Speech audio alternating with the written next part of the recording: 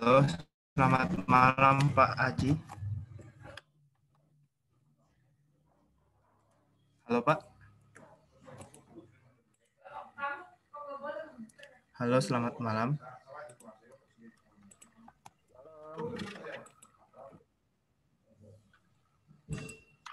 Suaranya kurang apa Pak? Kurang kedengeran. Selamat malam, kedengeran? Jelas? Enggak? Jelas. Bentar, saya pakai headset dulu. Siap.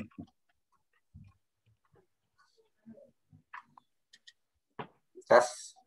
Jelas, Mas Febri? Jelas Pak. Nanti kita mulai jam 7.30 ya Pak. Oke.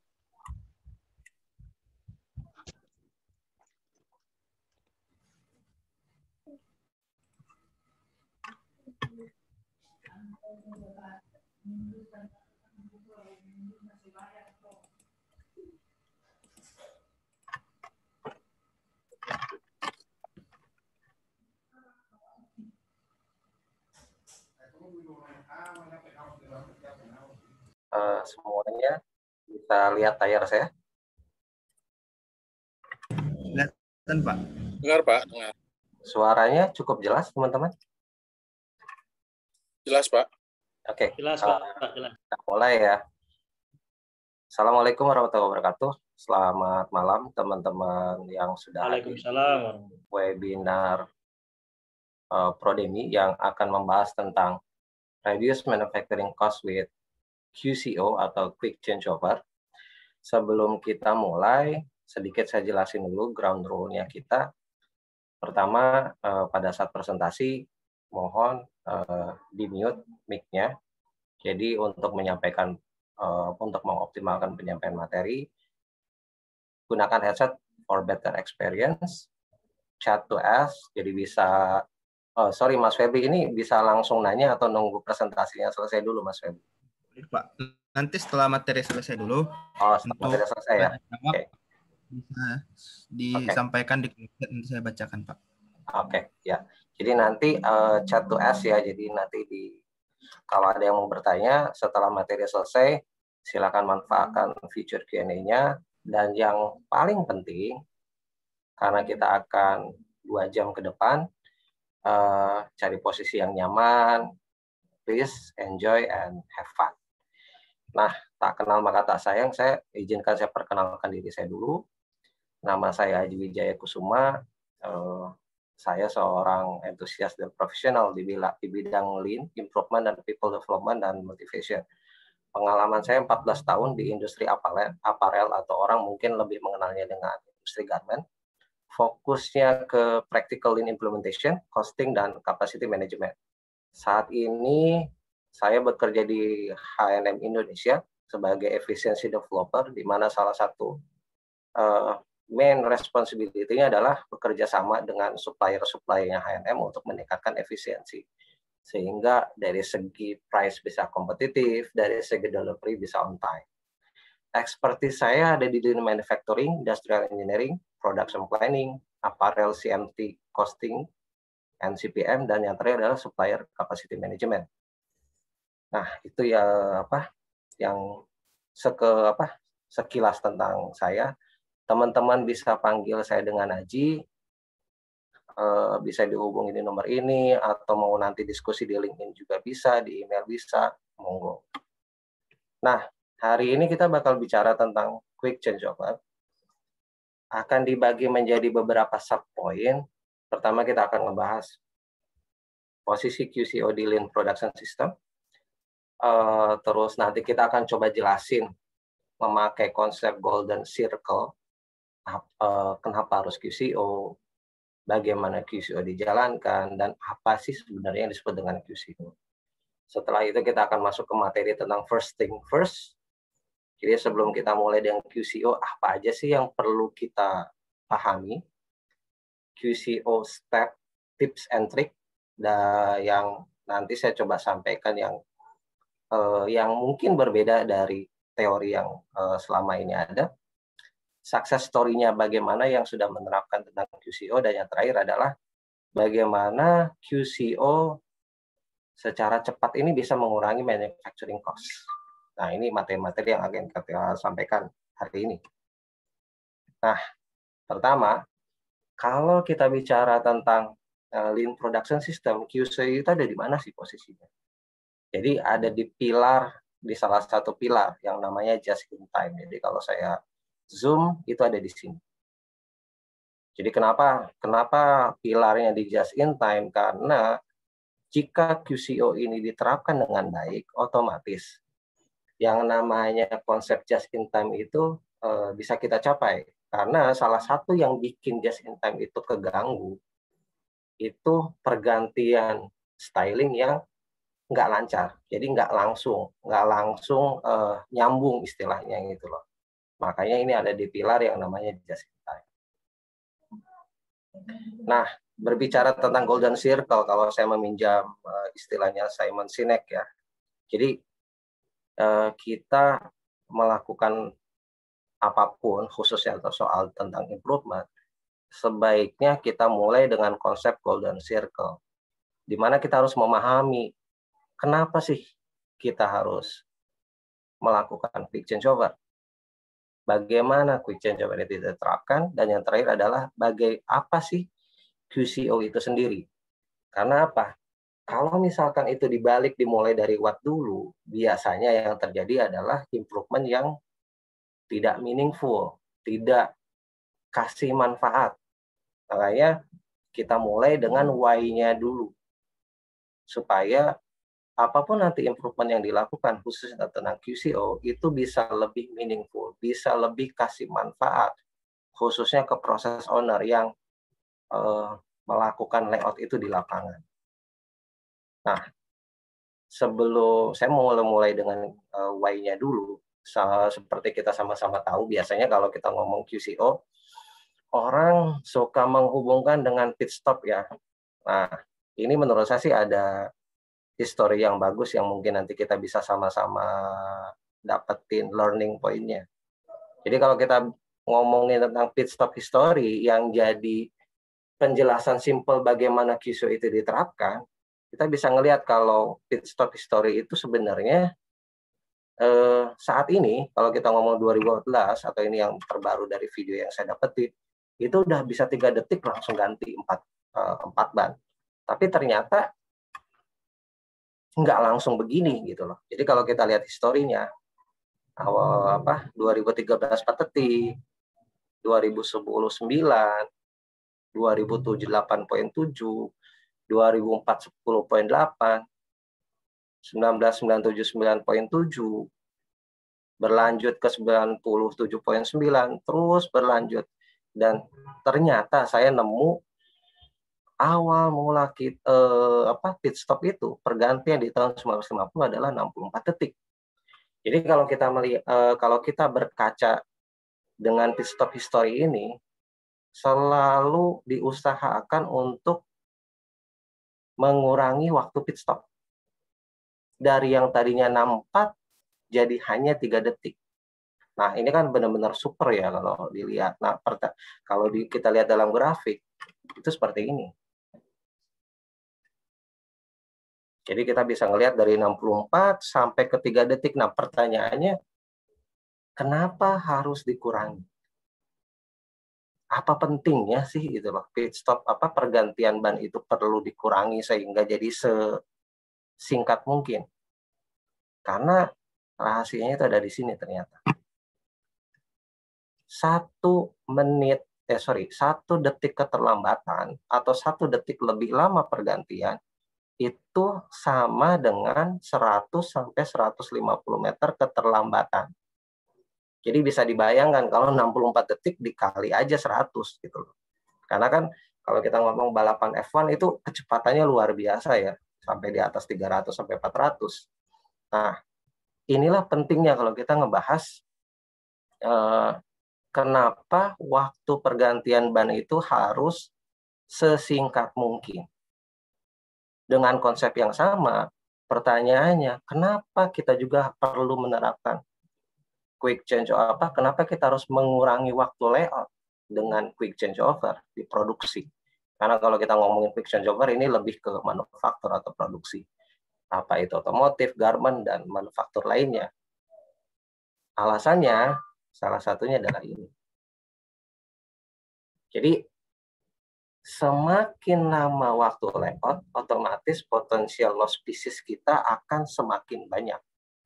Kalau saya simulasikan dengan grafik ini, misal kita punya yang sebelah sini adalah perjalanan style A, jadi mulai dari hari pertama sampai terjadi pergantian di hari ke-21, kita bisa ngelihat grafiknya umumnya seperti ini. Nah, saat pergantian ke style B, ini contoh yang sebelum adanya penerapan QCO, ini jadi kalau misalkan kita asumsikan bahwa break even point untuk dapetin keuntungan di produksi, misalkan dengan output rata-rata 1000 pieces, otomatis di hari pertama itu terjadi loss pieces banyak 1000. Kalau hanya dapat 100 berarti loss piecesnya 900. Kalau 300 berarti 700. Begitu selanjutnya sampai di hari ke-10.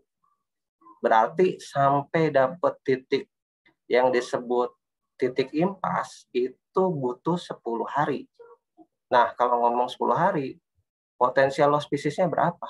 4.550. Kalau kita jumlahkan dari hari pertama sampai hari ke-10. Nah, gimana kalau misalkan kita menerapkan dengan QCO? Kemungkinannya potensinya bakalan seperti ini. Jadi ininya tetap sama, tapi setelah ini yang grafik warna hijau ini adalah afternya, jadi kita bisa ngelihat hari pertama nggak kosong, tapi mulai ada output. Sehingga kalau kita 1000 berarti potensial loss pieces-nya 850. Begitu selanjutnya sampai ada di titik 1000 pieces, di titik impasnya. Otomatis kalau kita bandingin, total loss pieces-nya berapa sih? 2.800. Tetap ada loss, tapi lebih sedikit. Dan kita bisa dapetin 3 hari lebih cepat untuk mendapatkan titik impas.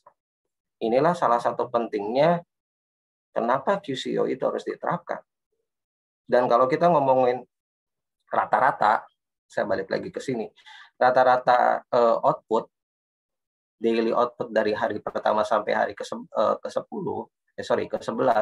itu ada di 605. Tapi kalau dengan diterapkan QCO, itu bisa ada peningkatan sebanyak 664. Jadi sekitar ada lebih dari 40%-an. Gitu. Nah, inilah salah satu pentingnya kenapa QCO itu penting diterapkan di produksi kita.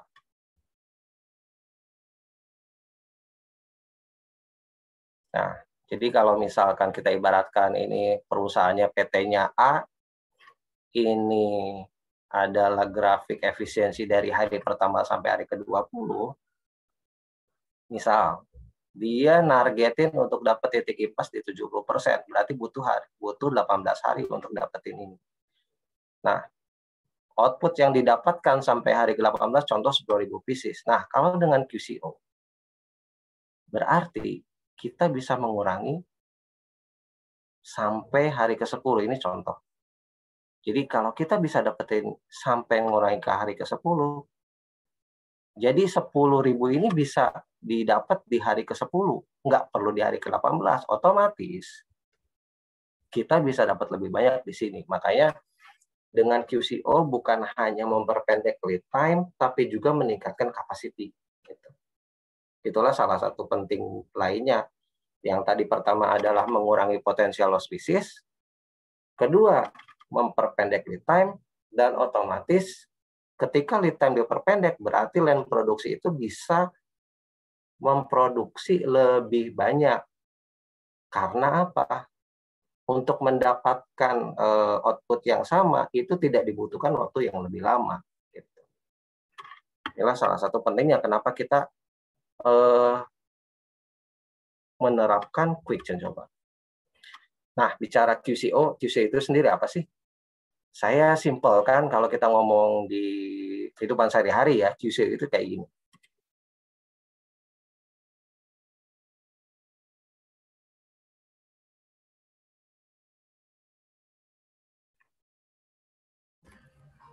Maaf Pak, itu suaranya nggak ada Pak. Oh, suara nggak kedengeran ya? Ya, Coba Pak. saya stop share dulu ya bentar. Tadi saya share screen-nya nggak pakai suara. Oke, share. Sorry. Oke. Di tengah keramaian pasar. Sudah kedengeran Pemirsa, suaranya? sebuah pasar Pak, sudah. Oke ya. Jadi balik lagi ya. Jadi kalau disederhanakan, QCO itu bisa kita lihat dalam kehidupan sehari-hari. Contohnya seperti ini. tradisional di Thailand menyuguhkan pemandangan unik karena para pedagang berjualan dekat sekali dengan rel kereta api. Dan meski dilewati kereta api, pasar Meklong ini selalu dipenuhi wisatawan yang ingin melihat dari dekat setiap kali kereta melaju di tengah keramaian pasar. Pasar tradisional yang unik ini bernama Meklong Railway Market atau Pasar Kereta Api Meklong. Lokasinya berada di Samut Songkram, Bangkok. Meski dilewati kereta api setiap harinya, pasar ini selalu dipenuhi pengunjung, termasuk wisatawan yang penasaran dan ingin melihat dari dekat setiap kali kereta melaju di tengah keramaian pasar. Dalam sehari, kereta api ini melintas di tengah pasar Meklong sebanyak 8 kali. Uniknya, setiap kali suara sirine penanda sebelum kereta melintas, para pedagang sudah bersiap menggulung tenda yang menutup jalur rel, memindahkan lapak dagangannya. Saat itu pula, wisatawan mengambil posisi untuk merekam dan mengambil foto saat kereta melintas. Menurut salah seorang masinis kereta api, Kunchorn Patanapong Satit, para pedagang sudah tahu kapan kereta akan lewat setelah stasiun mengumumkan lewat megafon. Dan tepat usai kereta melintas, aktivitas pedagang pun kembali normal seperti tidak pernah terjadi apa-apa.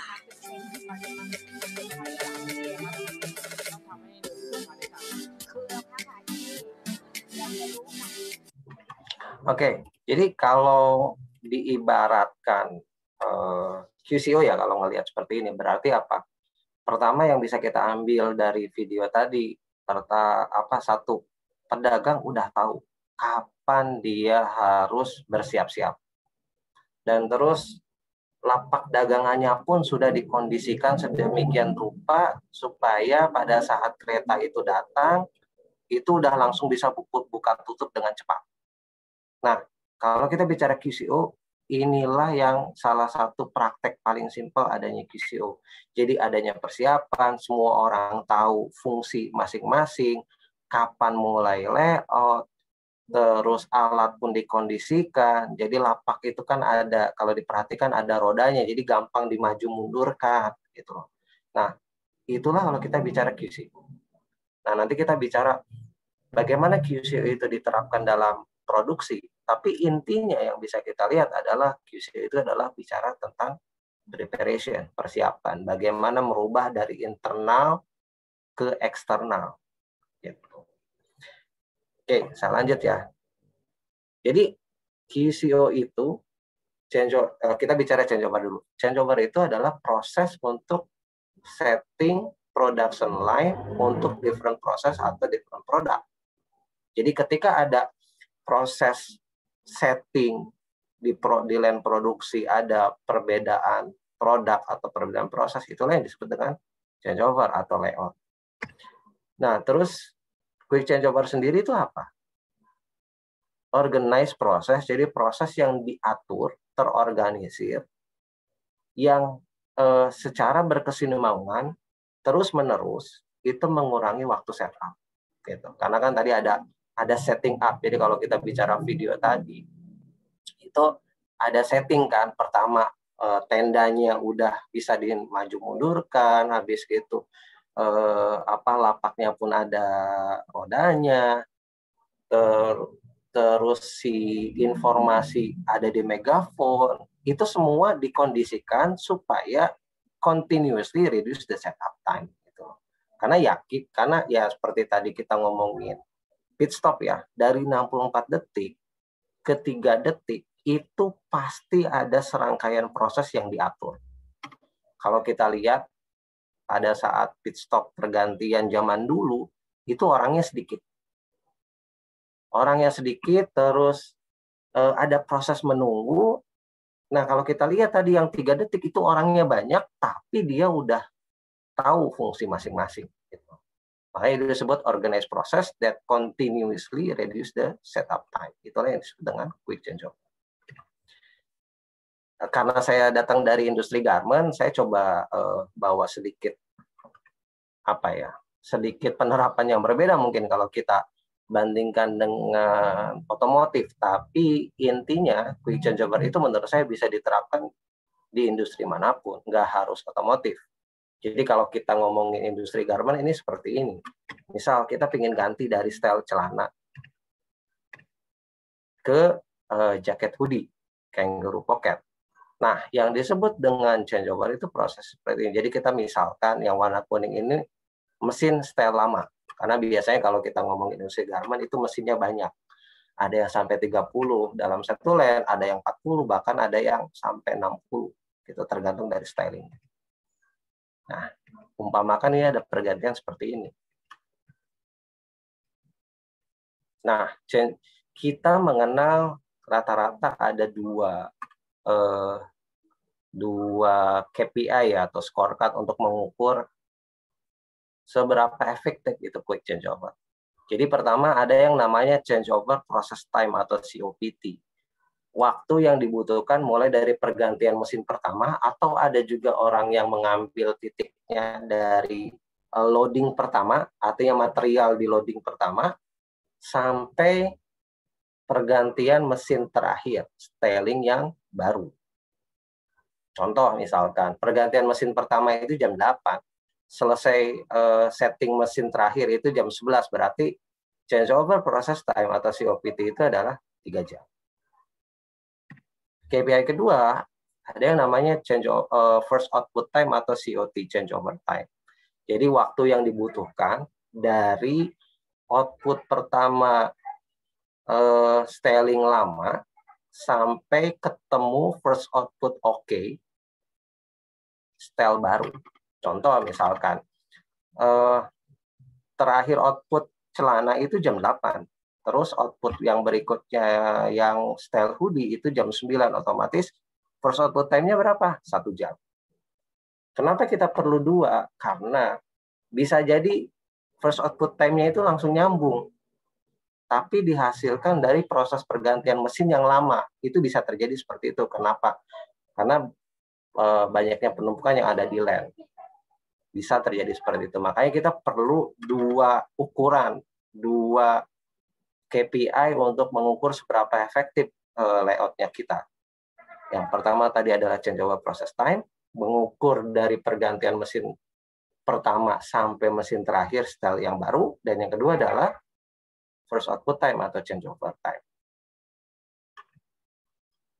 Berbicara QCO, apa sih untungnya? Pertama, flexibility. Jadi kalau misalkan kita bisa bikin layout itu lebih cepat, gantinya dengan output yang oke. Kalau kita bicara industri garment yang berkaitan dengan fashion, kecenderungan ke depan itu kita bakalan order itu bakalan lebih sedikit dengan styling yang lebih kompleks. Karena apa? Kalau kita ya kayak kita konsumen datang ke toko, nggak mungkin kan kalau misalkan kita ngelihat yang itu aja, pinginnya yang lebih fashionable, otomatis selalu ada tren yang baru. Dan kecenderungan tren itu adalah apa? Orang itu pingin beli sesuatu yang spesial, sesuatu yang unik, yang beda. Nggak mungkin orang itu pingin sama, selalu pingin samaan bajunya. Otomatis industri garment ke depan itu bakalan banyak order dengan styling yang lebih kompleks, tapi quantity lebih sedikit. Otomatis QCO itu kalau diterapkan dengan baik, berarti flexibility-nya itu semakin bagus. Jadi mau ditaruh order apapun, mau kuantitinya banyak atau sedikit, itu fleksibel. Karena apa? Sudah di-organize, sudah diatur. Seperti tadi yang kita contohkan. Mau keretanya datang berapa kali, asal udah disiapkan, ya nggak ada masalah gitu loh. Jadi kita fleksibilitasnya bisa oke. Kedua, yang tadi saya contohkan di awal, ketika potensial loss pieces itu bisa dikurangi, otomatis itu bisa increase kapasitinya. Kemampuan line produksi makan itu bakalan lebih tinggi. Sorry. Nah, dan yang terakhir adalah shorter lead time.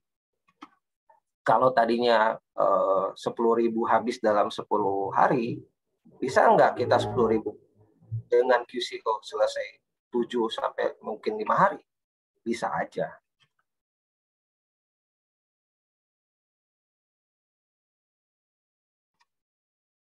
Maaf. Nah, ini bicara QCO benefit ya. Jadi, kenapa QCO itu penting? Karena benefitnya itu bagus banget gitu, dari tadi flexibility, increase capacity, dan shorter lead time.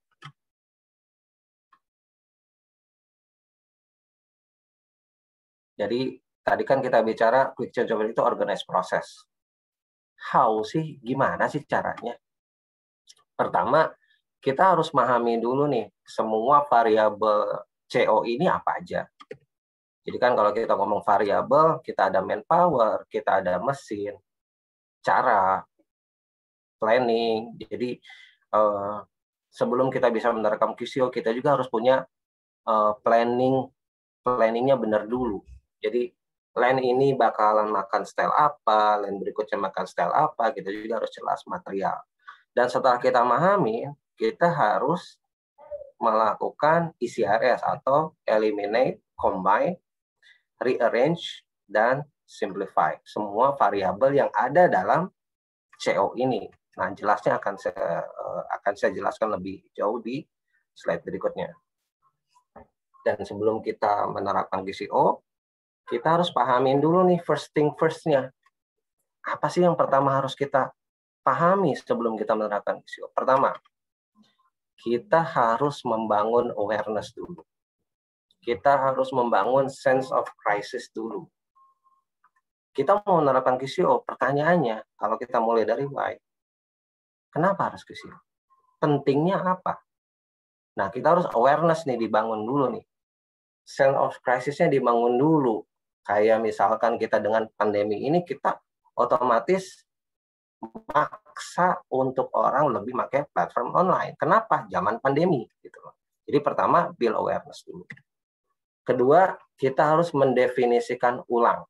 Maksudnya gini, kalau kita bicara di produksi, orang itu suka ada perbedaan pendapat tentang ini yang disebut bermanfaat, tidak bermanfaat, internal, eksternal, ini suka ada perbedaan. Nah, balikin dulu ke awal, get agreement, ini VA atau NVA. Yang kita temuin di lapangan setelah kita build awareness, ini sebenarnya bermanfaat atau tidak bermanfaat. Ketiga, get agreement. Jadi setelah kita redefine, get agreement. Jadi dapetin kesepakatan, komitmen dari semua yang terlibat dalam quick changeover.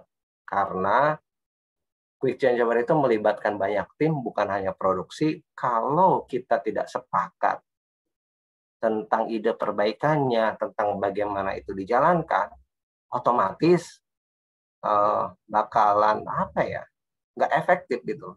Jadi apa yang dilakukan di lapangan ketika tidak disepakati bersama, hasilnya yang jelas nggak akan maksimal. Dan yang terakhir, start dengan pilot line. Ini yang dimaksud dengan build awareness. Contoh yang dulu saya coba tampilkan, sebelum saya mulai dengan penerapan quick changeover, saya kasih tahu dulu. Kita ada berapa kali layout, terus changeover time-nya berapa, first output-nya berapa. Jadi di sini kita bisa ngelihat ramp up itu jadi berapa lama waktu yang dibutuhkan untuk mencapai target yang diminta. Ini butuh 79, ini dalam jam ya. Jadi kalau kita lihat di sini berarti sebelum dapat BEP itu ada loss hour-nya, loss waktunya itu sebanyak sampai 80, hampir 80 jam secara rata-rata di 2012.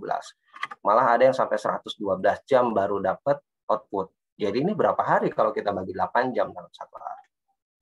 Jadi panggil semua orang, panggil manajemen, panggil produksi, panggil semua yang berhubungan. Kita punya data ini. Jadi kita harus build awareness dulu. Terus kita juga bicara uang yang hilangnya berapa kalau kita punya rata-rata outputnya. Beberapa pieces dalam 1 jam. Berarti kalau kita kaliin loss pieces dari jam yang tadi, dikaliin rata-rata output yang bisa dihasilkan dalam 1 jam, inilah loss money-nya gitu. Ini uang yang hilang nih. Potensi uang hilangnya seperti ini. Kalau kita ngomongin jumlah ini bisa beli mesin baru nih. Gitu. Ini yang harus kita bawa ke manajemen dan semua orang bahwa kita perlu adanya QCO. Gitu. Terus waktu itu yang coba saya bawa juga get all team on the fire. Jadi waktu itu setelah kita setuju, oke, yuk kita menerapkan QCO. Nah, saya undang semua orang yang terlibat dalam quick changeover, yang terlibat dalam layout, untuk ngelihat langsung kondisi di lapangan. Waktu itu layout yang ada di tempat saya itu hampir menyentuh 2 hari untuk dapetin output pertama. Nah, semuanya saya undang nih, mulai dari departemen cutting yang motong kain, quality, fabric yang mensuplai material kainnya. Terus saya undang juga merchandiser, orang yang mengurusi ordernya. Saya undang PPIC-nya juga. Yuk kita sediain waktu di lapangan untuk ngelihat langsung kondisinya kayak gimana. Jadi seperti ini contohnya.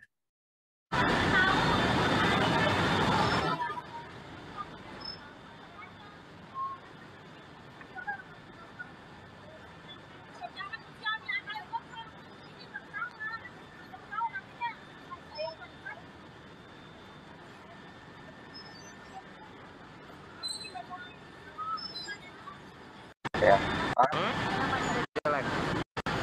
Jadi ini kondisinya di mana mesin sudah mulai ada pergantian. Nah, ini masih, jadi mesinnya itu belum diisi sama operator karena operator masih melakukan rework terhadap styling lama. Jadi kalau dilihat ini warnanya tadi di awal warna-warni. Ini berarti output dari styling lama. Jadi ini nggak bisa langsung, ibarat tadi pit stop, nggak bisa langsung keganti.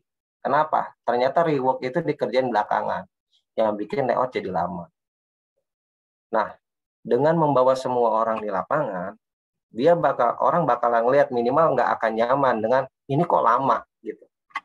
Karena selama ini yang tahu lama itu biasanya hanya orang produksi. Tapi kalau kita undang semua yang berkaitan dengan layout itu, kita bawa ke lapangan, itu bakal membangun awareness atau sense of crisis. Jadi nanti contoh orang yang ngurusi ordernya bakalan tahu, ternyata delivery kita delay karena telat mulai diproduksinya. Oh, kainnya ternyata yang saya supply ada defeknya, sehingga nggak bisa langsung dijahit, misalkan seperti itu.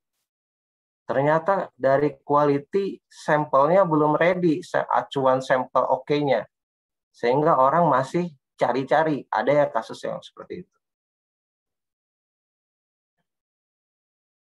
Nah ini, mesin ternyata belum siap pakai, harus setting di LED.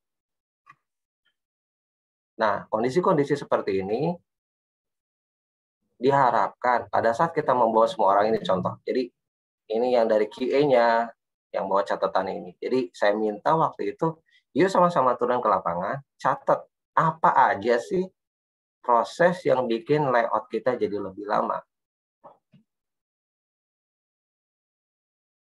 Terus kita undang juga, nanti kita lihat,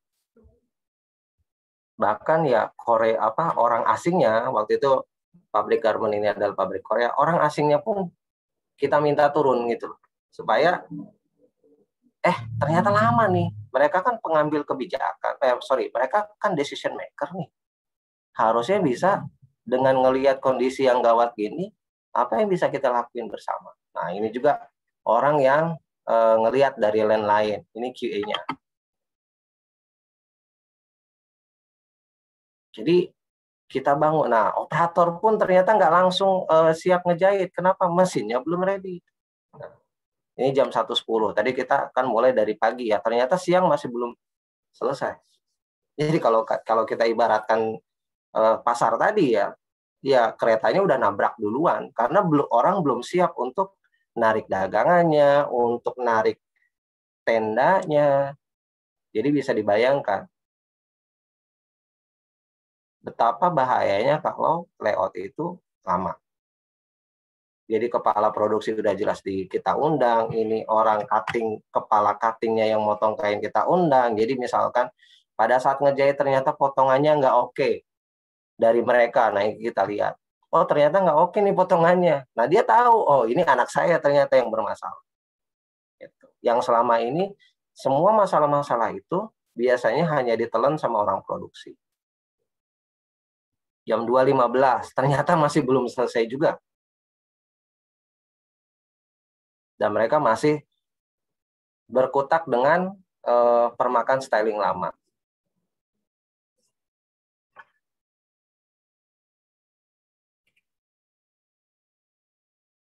Nah ini kepala gudang kain yang mensuplai. Jadi dia bakalan, oh ternyata ada masalah nggak kalau dari bagian saya 16.25 belum selesai juga.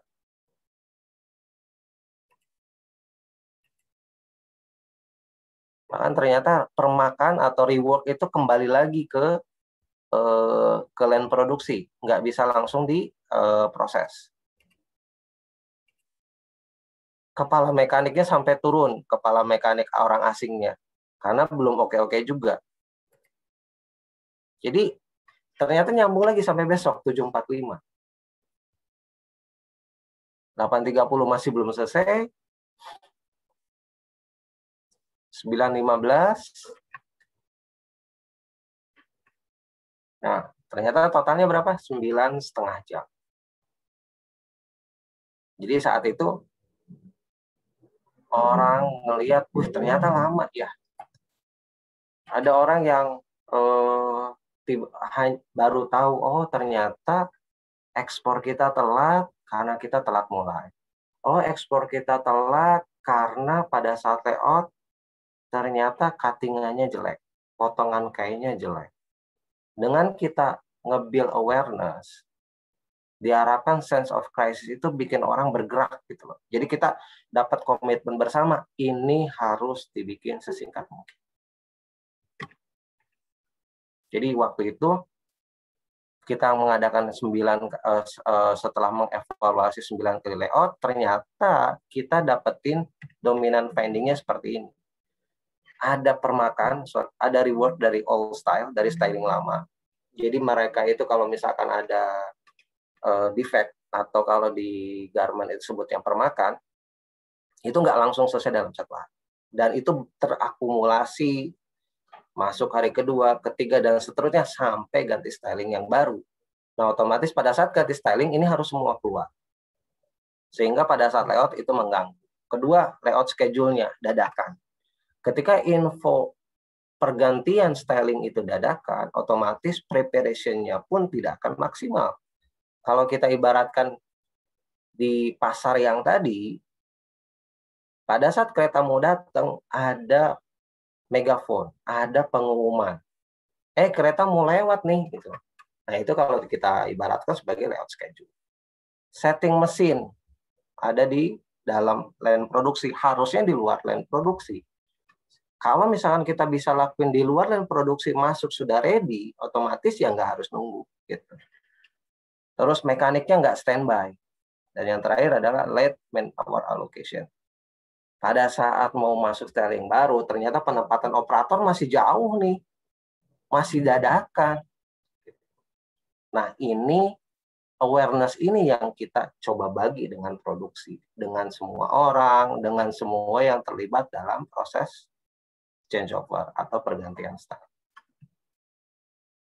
Nah, saat itu juga kita kasih nih gambar-gambar seperti ini. Nih, kita lihat. Ini yang bikin layout itulah. Jadi kita harapkan mereka itu pas ngelihat ini, iya ya, berarti kita harus bergerak bersama nih gitu. Kalau enggak, layout bakalan lebih lama. Kalau layout lebih lama, delivery nggak bisa on time. Kalau delivery nggak bisa on time, berarti shipment telat. Shipment telat, trust dari buyer, trust dari customer akan turun. Trust customer turun, order berkurang. Jadi kita liatin sampai kayak gini. Lihat, oh lihat ada operator nungguin mesin. Terus penempatan operator masih belum fix, masih gonta-ganti. Karena kurang planning. Sampai supervisor dan kepala produksi setting mesin. Karena mereka nggak mau nunggu lama kan gitu. Tapi karena mereka bukan ahlinya, ya lama-lama juga akhirnya gitu.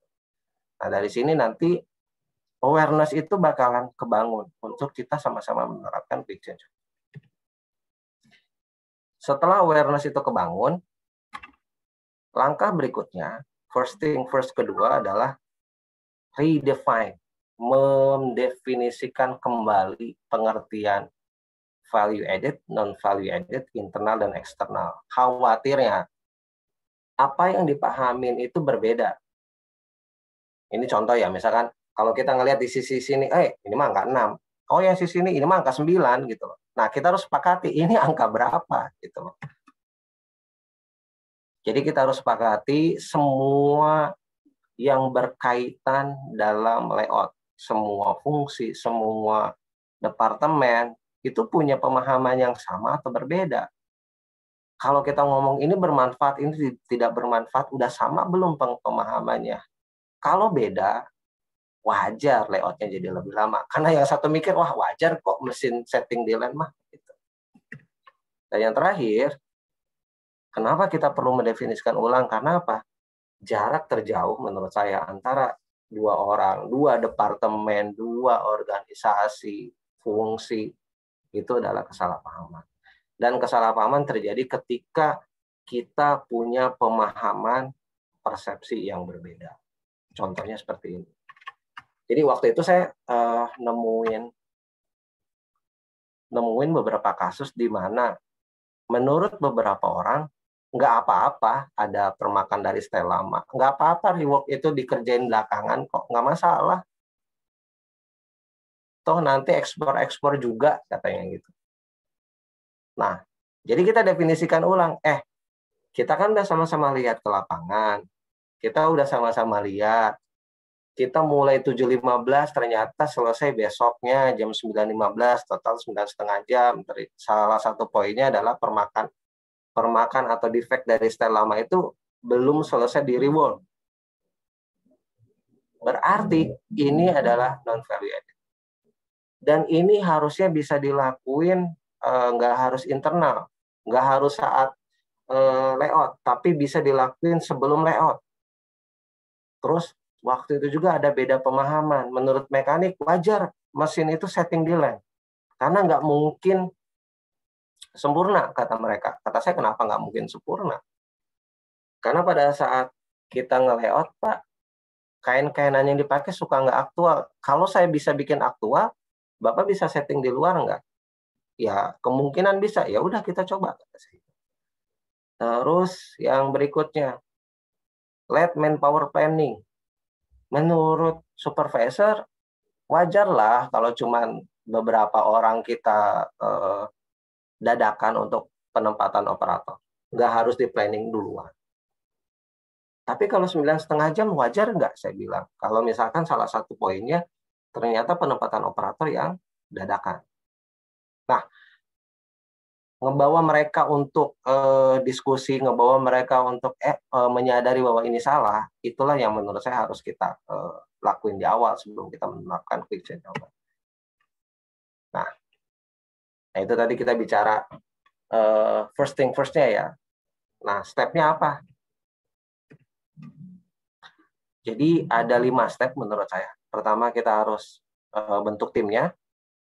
Semua related part di changeover proses, mencatat proses layout saat ini dari awal sampai akhir. Makanya waktu itu saya undang semua orang, yuk catat barengan, kamu nemu apa, kamu nemu apa, kamu nemu apa, kita diskusi, terus kita pisahkan. Nomor 3, pisahkan mana VA, mana NVA, mana aktivitas sebelum changeover, saat changeover, atau setelah changeover. Jadi dengan kita mengelompokkan itu, jadi kita nanti bakalan tahu bagaimana mengurangi changeover time-nya di langkah keempat dengan mengevaluasi internal dan external activity. Dan yang terakhir adalah membuat QCO standar prosedurnya. Dari sini nanti improvement idea-nya seperti apa, supaya kita dapetin serangkaian proses itu nggak perlu lama-lama gitu. Nah, contohnya. Jadi assemble team, semua proses kalau kita ngomong di industri garment itu ada di QA, sewing, cutting, mekanik, merchandiser, lean, warehouse, aksesoris. Nah, nanti di proses teman-teman ada apa aja, kita undang semuanya gitu, kita bentuk tim. Jadi ini contohnya. Jadi nanti yang menyiapkan sampel sama layout siapa, material siapa, yang persiapan diproduksi siapa, pre-production meetingnya gimana, terus pada saat sudah udah first output, follow up-nya seperti apa. Nah, tips and triknya, yang pertama, yang harus dihindari, tidak melibatkan setiap orang dalam proses changeover. Jadi pada saat kita ngebentuk tim, hanya sebagian aja nih. Nah, ini harus dihindari. Kalau layout itu harus melibatkan sampai PPIC libatkan. Terus biasanya yang kesalahan berikutnya adalah planning sama marketing not involved. Jadi orang yang nge-planning, orang yang dapetin ordernya ternyata nggak terlibat dalam tim nih. Ini biasanya changeover jadi apa ya? Jadi yang sibuk hanya orang produksi aja. Nah, ini harus dihindari. Nah, yang diperlukan get agreement. Mulai dari top management, sehingga nanti top management ini bisa ngambilin semua key person di departemen. Karena biasanya kalau kita ngajak orang kan pasti ditanya yang ngajak siapa. Kalau yang ngajak top management pasti beda. Suka nggak suka mereka harus ikut. Dan yang tadi get awareness, they take them directly on changeover process yang tadi saya tunjukin. Ambil semua orang, bawa ke-nya ada di mana. Nah, ini contohnya record changeover process. Jadi nanti dari sini bisa kelihatan, oh ada berapa activity, terus ini termasuk dari orang, bahan, alat atau mesin, terus ini termasuk VA atau NVA. Nanti kita tahu persentasenya, internalnya ada berapa persen, eksternalnya ada berapa persen. Nanti kita bisa tahu dari sini. Dan pisahkan mana VA, NVA dalam bentuk grafik. Sebelum kita menerapkan quick changeover, ternyata NVA-nya banyak banget. Bahkan kalau dibilang luar biasa, sampai hampir 92% aktivitasnya NVA. Wajar jadinya lama. Dan ternyata NVA yang tinggi itu terakumulasi dalam internal activity yang tinggi juga. Karena kegiatan itu dilakukan, yang harus dilakukan sebelum layout, tapi dilakukan saat layout. Kedua, reduce changeover time. Jadi kalau kita punya 77% ini adalah internal, bisa nggak kita pisahkan ke eksternal? Nah, ini setelahnya. Dan setelah kita kelompokkan, setelah kita bikin prosedurnya, ternyata ada 21 kegiatan harus dilakuin sebelum layout, 12 kegiatan saat layout, dan 3 kegiatan setelah layout. Di mana sebelumnya yang merah ini, yang 21, adanya di yang warna kuning. Makanya wajar layout itu jadi lebih lama. Nah, tips and triknya untuk langkah kedua sama ketiga tadi, yang record tadi, pertama, yang biasanya terjadi, enggak semua proses layout itu dicatat. Saat nggak dicatat, berarti nanti pada saat kita ngomongin ide perbaikan, ada yang kelewat. Kedua, hanya beberapa orang yang nyatet nih, hanya orang produksi aja, sementara kita butuh semua mata dan semua telinga untuk melihat layout. Sehingga orang punya persepsi dari masing-masing fungsi. Gitu. Dan yang diperlukan, otomatis related person harus involve nih, sesuai proses layout itu butuh yang terlibat departemen mana aja. Jadi kita langsung gemba ke lapangan, dan pastikan sebelum gemba, dibikin format report yang standar yang tadi ada. Aktivitinya apa, ini termasuk bermanfaat atau tidak bermanfaat. Tiap orang mungkin bisa berbeda, tapi dari perbedaan itu nanti kita redefine ya tadi, yang first thing first, yang kedua. Nah, terus yang terakhir, bikin standar. Jadi, tim leadernya siapa, terus namanya siapa, posisinya apa, ngapain aja. Biasanya sebelum adanya QCO ini nggak jelas. Semua orang bisa cross. Jadi sehingga prosesnya pun jadi ini ya, kayak tadi dicontohin. Kepala produksi yang nggak setting mesin jadi setting mesin, karena yang nggak bisa disalahin sih, karena mereka pingin cepat dapat first output. Nah, kita definisikan, kita bikin prosedurnya. Setiap orang harus tahu fungsinya dan kapan. Nah, kalau dibikin chartnya itu jadi seperti ini. Jadi contoh, factory manager 5 hari sebelum layout harus ada info ke semua orang. Ke chip saving, loading, cutting, mekanik, saving supervisor, inline QC. Ini harus tahu. Terus saving chief, berapa hari sebelum layout harus ada info, menyiapkan layout. Terus mekanik berapa hari sebelum layout harus siap mesinnya. Ini semua harus didefinisikan.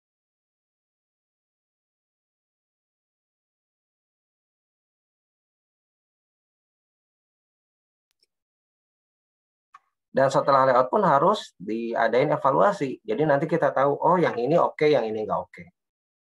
Apa kita harus revisi prosedurnya, atau ada cara yang harus kita robah. Nah, ini bisa kita tahu dari sini. Tips and triknya di langkah keempat dan kelima yang harus dihindari.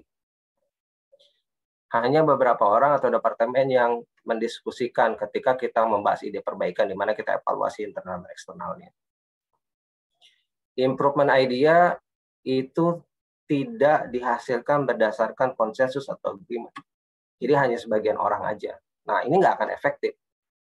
Karena kalau layout itu melibatkan 5 departemen, tapi hanya 2 departemen yang membahas ide perbaikan, nggak akan efektif. Terus tidak jelas siapanya, kapannya, kegiatannya apa, ini nggak jelas. Ini harus dihindari. Karena saat tidak jelas PIC-nya, tidak jelas waktunya, ya orang nanti bingung pada saat kita lewat. Kalau kita ibaratkan kayak tadi pit stop, ada orang yang khusus ngelepasin ban, ada orang yang khusus masang ban, ada orang yang khusus cuma di depan aja berdiri untuk ngeliatin semuanya, ada juga yang bertugas untuk ngelepasin ban, ada yang bertugas, semua orang punya tugasnya masing-masing dan tahu kapannya gitu.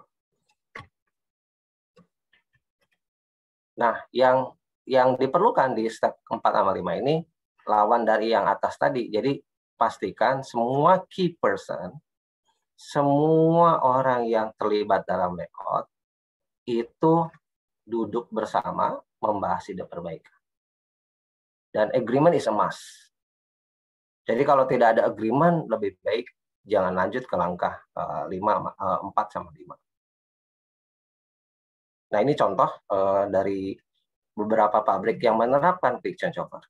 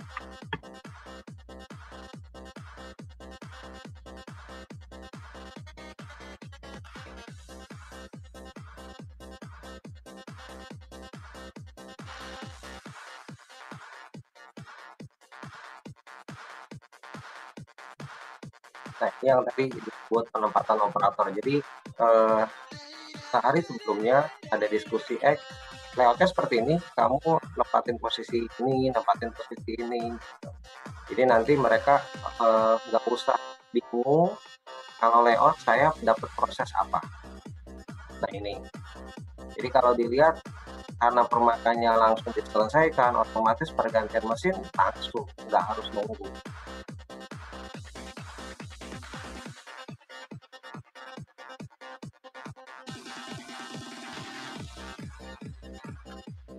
Terus QC, QA juga mendampingi, jadi kita langsung tahu proses setelah dari proses ini bisa lanjut ke proses berikutnya.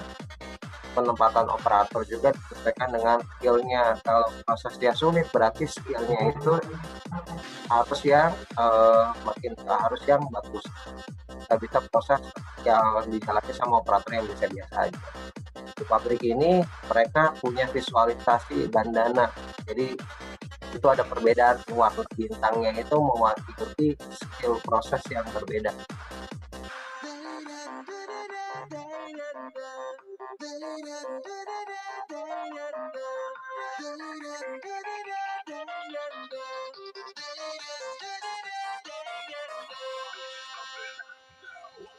Jadi standarnya harus sudah ada, jelas, potongan juga harus bagus.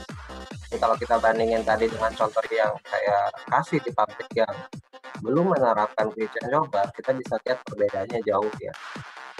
Jadi pada saat mesin udah tinggal plug gitu loh, mirip kayak tadi kita pit stop. Mirip tadi lihat contoh yang ada di pasar. Kalau kita lihat penumpukannya pun cenderung sedikit. Kenapa? Karena kalau ada reward langsung selesai. Terus land balancingnya pun bagus. Jadi kita lihat base lifestyle-nya 857. Berarti nanti first output-nya kita bisa sama-sama lihat berapa menit. Dan setiap proses, setiap mesin ada nomor proses ya. Nanti terhubung dengan layout planning-nya.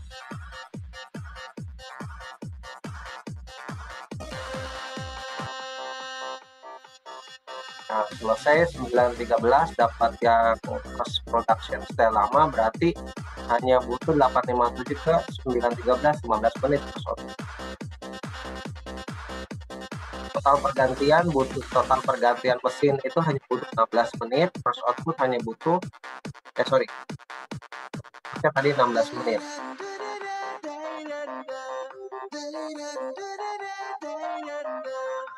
Jadi tidak dibutuhkan waktu yang lama kalau memang QC ini benar-benar diterapkan dengan baik.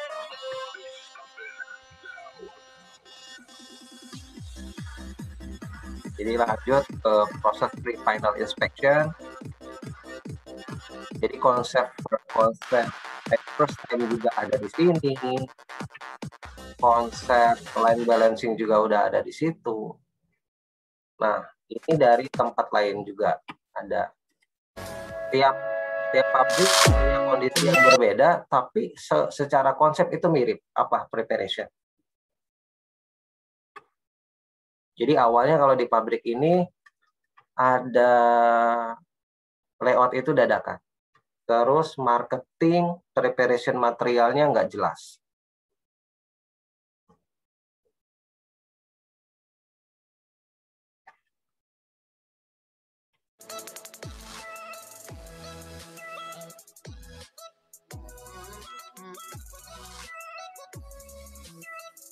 Nah, ini yang awalnya di pabrik ini kalau mengecek kelengkapan itu jadi dadakan. Jadi pada saat layout baru tahu, oh yang missing ini nih. Nah, ini kita harus perbaiki dari awal. Jadi kalau kita ngomongin quick changeover di industri garment, fokusnya adanya di persiapan. Kalau kita ngomongin QCO di industri otomotif, biasanya kita ngomong single minute action dies pada saat pergantian mesin, karena kan mesinnya beda ya dengan mesin garment.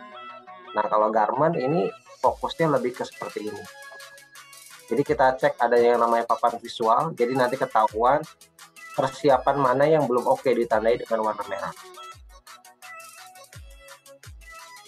Jadi kalau misalkan kita mau layout tanggal 1, ternyata kita cek pas tanggal 25 ada yang belum ready, berarti kita bisa nggak fokus ke persiapan material yang udah ready. Jadi bisa seperti itu. Nah, leader ini maksudnya supervisornya. Jadi nanti ngelihat, oh saya mau layout tanggal 1. Saya tarik mundur berapa hari, udah pada siap semuanya belum?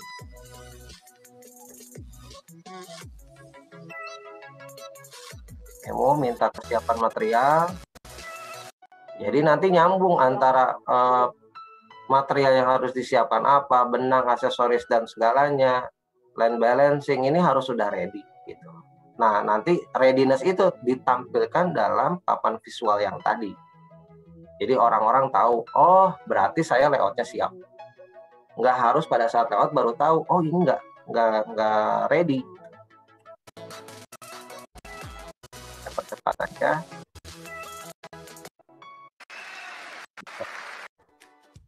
Ternyata dari proses QCO ini sendiri melahirkan improvement yang lain gitu loh. Jadi waktu itu di pabrik ini ada kendala karena pabriknya masih baru, efisiensi rendah. Nah, salah satu usulannya ketika pada saat penempatan operator ternyata nggak sesuai, itu berkaitan dengan skill, muncullah improvement berikutnya dari QCO itu sendiri, yaitu pembuatan video standar untuk proses-proses yang kritikal. Jadi kalau kita lihat di grafik ini, sebelum ada pembuatan video standar, itu hasilnya segini, rendah yang warna merah. Sementara setelah diterapkan dengan pakai video ini, itu ada kenaikan. Otomatis ini kalau kita ngomongin layout, skill operator setelah ada perbaikan, otomatis kita pada saat kita taruh operator itu di pergantian step berikutnya, untuk dapat outputnya itu jadi lebih cepat. Dan selain itu, selain improve di skill operator, ada juga improve di skill mekanik. Karena kan pergantian mesin itu bisa semakin cepat atau semakin lambat, itu tergantung skill mekanik yang setting. Dan QCO di pabrik ini melahirkan improvement berikutnya, perbaikan skill mekanik. Jadi waktu itu kepala mekaniknya itu ngebikin standar, ngebikin manual. Kalau kamu ada kerusakan mesin ini, setting mesin ini loh caranya gitu. Ini contoh kepala mekanik yang lagi ngajarin. Nah, habis gitu si mekaniknya cobain. Ini saya percepat aja. Jadi waktu itu dibikin patokan, kamu 20 menit ya mulai dari setting sampai perbaikan. Awalnya nggak ada standar waktu. Nah, dari sini kita bisa ngelihat mereka bikin namanya visual control mechanic development skill. Jadi dibagi dua, ada namanya pengetahuan, ada namanya skill. Dengan target skornya itu 4. Jadi dengan QCO ternyata melahirkan juga proses improvement berikutnya. Karena kalau misalkan skill operator nggak bagus, skill mekanik nggak bagus, otomatis pada saat layout itu jadi lebih lama. Nah, kita tadi udah bicara stepnya kayak apa, terus implementasi di lapangan seperti apa. Nah, success story-nya gimana sih, Pak? Terus tadi kita bicara bisa mereduce manufacturing cost-nya itu seperti apa, Pak? Nah, jadi kan di awal tadi saya bicara bagaimana kalau kita bisa menurunkan waktu dari 18 hari ke 10 hari untuk mendapatkan efisiensi yang sama, itu hasilnya gimana gitu. Nah, ini contohnya. Jadi before project yang warna merah, ini after project yang warna hijau, ini line. Jadi di pabrik ini ada line yang awal dibentuk, saya sebut sebagai oldest line. Jadi line 1 lah misalkan, atau line A. Ini hasilnya seperti ini dengan adanya QCO. Jadi mereka itu punya target ramp up atau target untuk menghasilkan target efisiensi di hari keberapa. Dia bikin target hari ke-6 harus dapat 70%. Sebelum project, sampai hari ke-20 pun susah untuk dapat 70. Setelah project, dengan kita membuat quick changeover, ternyata bisa didapatkan di hari ke-6. Ini bicara line yang awal. Bagaimana kita pengaruhnya terhadap line yang baru dibentuk? Jadi waktu itu kita bikin 2 pilot, line A sama line R waktu itu, atau line terakhir. Line terakhir itu dibentuk. land yang terbaru efisiensinya memang nggak sebagus land awal, tapi kalau kita comparing sebelumnya dia ke setelahnya dia diimprove dengan QCO, ada perbaikan. Jadi kalau kita bicara pengen dapetin 70%, memang dia belum dapat, tapi secara grafik dia udah ada perbaikan. Kalau kita simpulkan, ini awalnya bicaranya before itu 47 rata-ratanya, afternya jadi 67. Nah, berarti ada increment efisiensi sebanyak 42%. Untuk yang land terbaru atau land yang awal dibentuk, awal itu rata-rata hanya 30%-an. Setelah diimprove rata-rata 40%. Jadi kalau incrementnya itu sebanyak 35,5.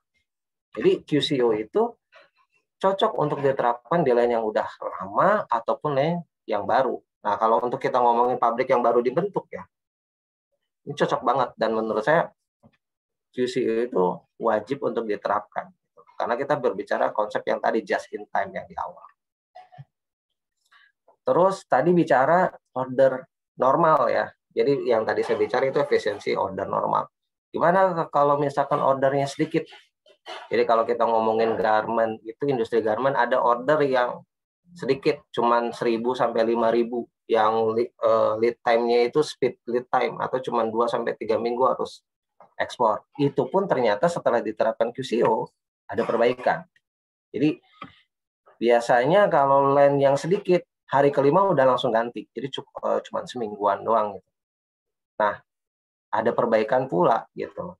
Jadi awalnya rata-rata sampai hari kelima itu hanya 20, ternyata bisa meningkat. Jadi kalau kita bicara increment hampir 70%. Jadi ini contohnya. Jadi awalnya itu cuma satu style dalam 1 bulan. Ini dia bisa ganti 3 style dalam 1 bulan. Nah, ternyata efisiensi masih bisa kejaga. Kalau kita bicara waktunya pun, ini yang tadi first output atau COT, change over time dalam 1 jam. Awalnya sebelum project itu sampai menyentuh 1 hari untuk pabrik yang tadi. Setelah di project untuk land yang udah land awal, itu bisa berkurang sampai hampir menyentuh hampir 3 jam. Sementara untuk land yang ini memang masih struggle, tapi secara first output udah berkurang banyak. Bisa sampai setengah jam yang awalnya lebih dari 2 jam.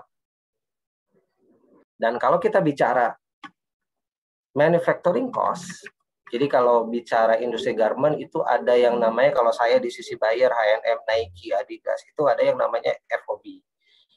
Itu harga komplit garment dari material, aksesoris, benang, ongkos jahit, dan segala macam, itu namanya FOB. Setelah diterapkan QCO, untuk produk type A, itu bisa kita dapetin competitive price berkurang sebanyak 22% untuk yang FOB di produk type A. Ini produk type yang normal, yang kompleksitinya sedikit. Sementara untuk kompleksiti yang cukup kompleks itu dia 7%. CMT itu jadi ongkos jahit, cut, making, trimming. Ternyata dengan QCO, supplier kita bisa kasih harga yang lebih kompetitif, lebih murah gitu loh, tapi tidak mengorbankan profitnya mereka. Jadi ini bicara yang namanya better price without losing profit. Karena kalau kita ngomongin industri garment itu ada namanya buyer, ada namanya supplier. Buyer itu yang kasih order, supplier yang ngerjain produk kita. Nah, kalau di sisi buyer kita ingin ada competitive price, tapi di sisi supplier pun tidak boleh losing their profit. Karena kalau losing their profit, otomatis ya mereka nggak bisa survive. Nah, secara capacity tadi saya bicara bisa ningkatin capacity benefitnya. Nah, ini contohnya. Jadi awalnya supplier itu kita punya available capacity cuma 4,5 juta. Punya available capacity 1 season 4,5 juta, dia cuma bisa nyerap segini karena dia waktu itu bilang, saya belum dapat Pak, efisiensi saya masih rendah, ramp up saya masih lama, lead time produksi saya masih lama. Terus kita adain improvement bareng dengan supplier itu, ternyata ada peningkatan capacity yang mampu dia serap dengan perbaikan efisiensi ramp up, layout, quick changeover. Dia bisa ningkatin capacity sehingga di season 3 dia bisa sampai 20%. Jadi yang tadi kita bicara, benefit dari QCO itu flexibility, increase capacity, shorter lead time. Nah, itu yang bisa saya sharing malam ini tentang QCO. Selebihnya saya kembalikan ke Mas Febri. Monggo Mas Febri. Baik Pak, terima kasih atas penyampaian materi yang sangat bermanfaat. Untuk sesi selanjutnya adalah sesi tanya jawab. Saya lihat di kolom chat ini baru ada satu. Saya bacakan ya Pak. Ya, Pak silakan. Aji, Ya, apakah bisa di-share checklist QCO dengan dari beberapa faktor, mesin, material, metode, capacity planning yang berisi jenis phishing? Nanti saya share ke Mas Febri ya. Oh, oke Pak. Nanti atau mau ditampilin sekarang di sini? Ini sih contohnya kayak gini sih. Jadi saya ada formatnya, cuman ini format menurut saya sih bisa dipakai juga untuk semua industri ya. Cuman mungkin agak beda aja nantinya. Jadi ini contohnya.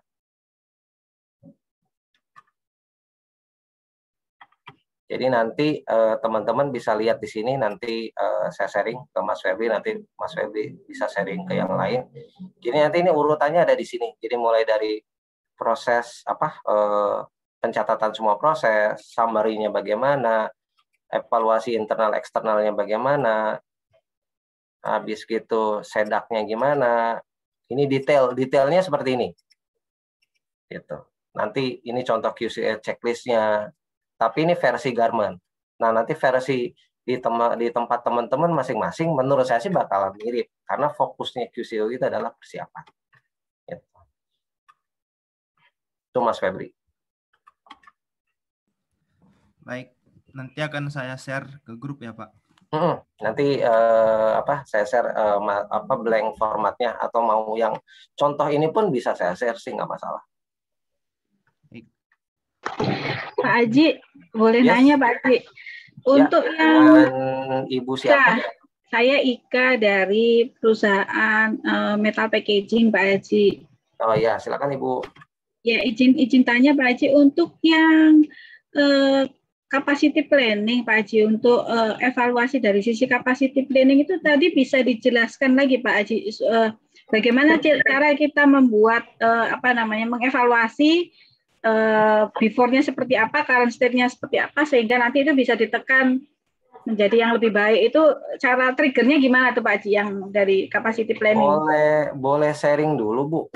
Kalau planning di Ibu itu awalnya seperti apa? Dari mana gitu inputannya?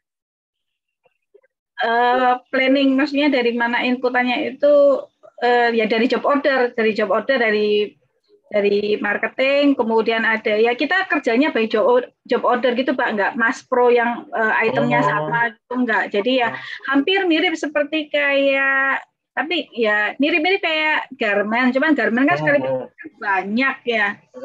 Biasanya kan modelnya banyak ya. Mirip sih kayak dengan di packaging kan desainnya misalnya hari ini ngerjakan susu, besok ngerjakan makanan yang lain, misalkan kayak permen, atau besok lagi sardin. Nah, kayak gitu-gitu deh Pak, kita dengan beberapa macam variasi diameter. Pertama sih ya, kalau pengalaman, kalau bicara planning, karena dulu saya juga pernah di planning, jadi kita harus komplit dulu semua informasi Bu. Nah, nanti informasi itu dihubungkan dengan savingnya. Jadi nanti kita punya yang namanya TNA,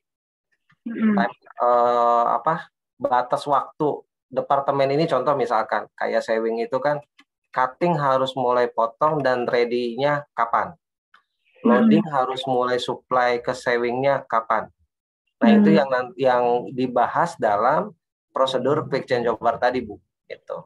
Karena fokusnya gini, kalau saya lihat kalau di industri yang manufaktur dia fokusnya di setting mesin, makanya disebut single minute exchange dies kan.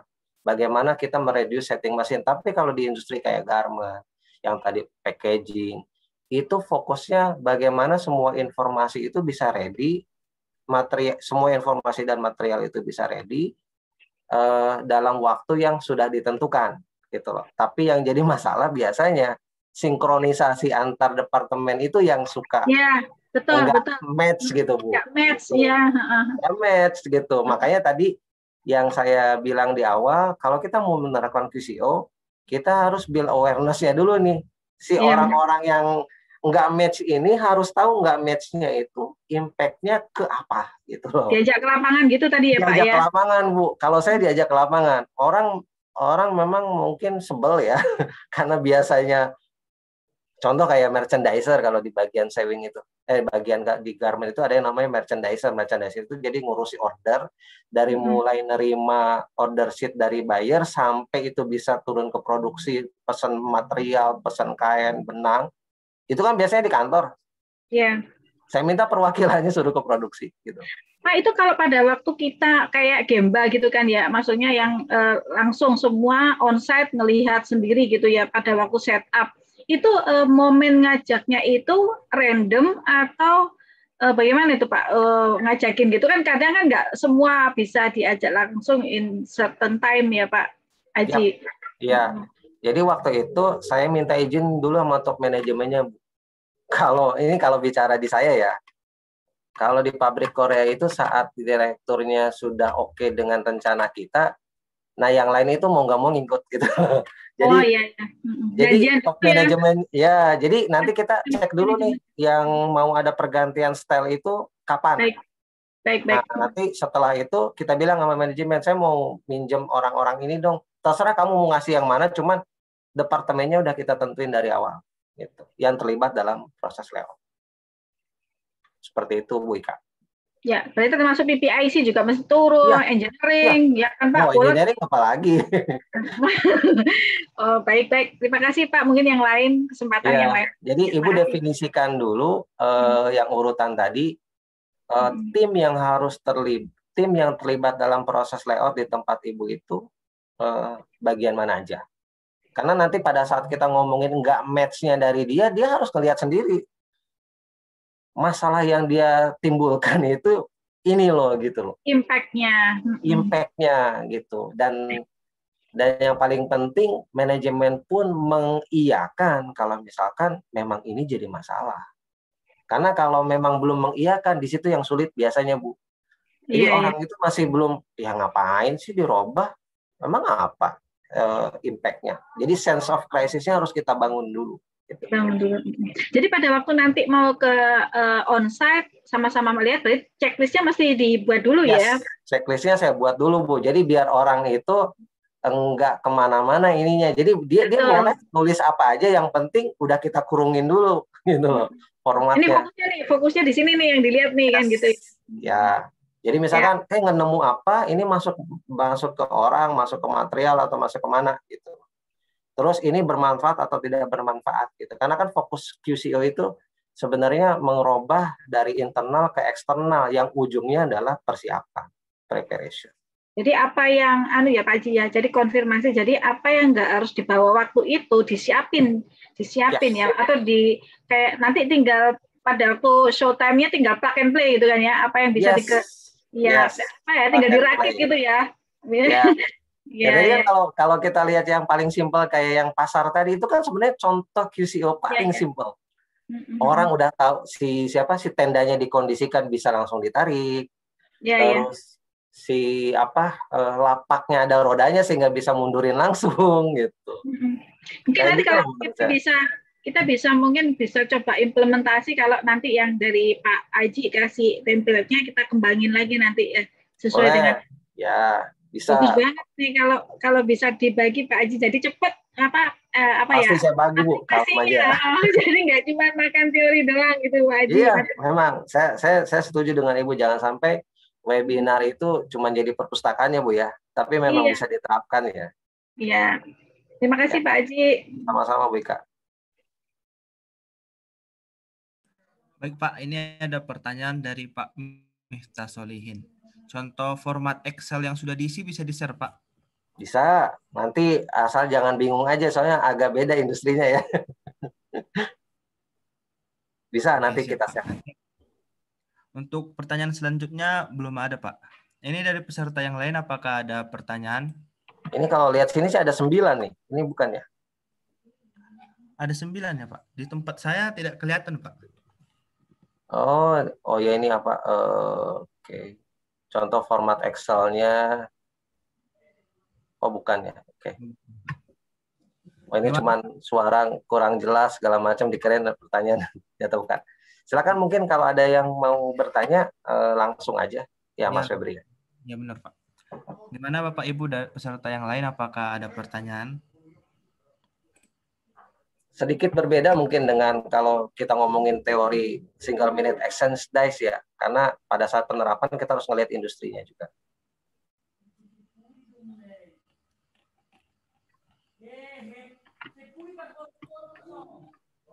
Pak Nugroho ada pertanyaan Pak? Nah ini Pak Nugroho ini langganan nih. Apa kabar Pak?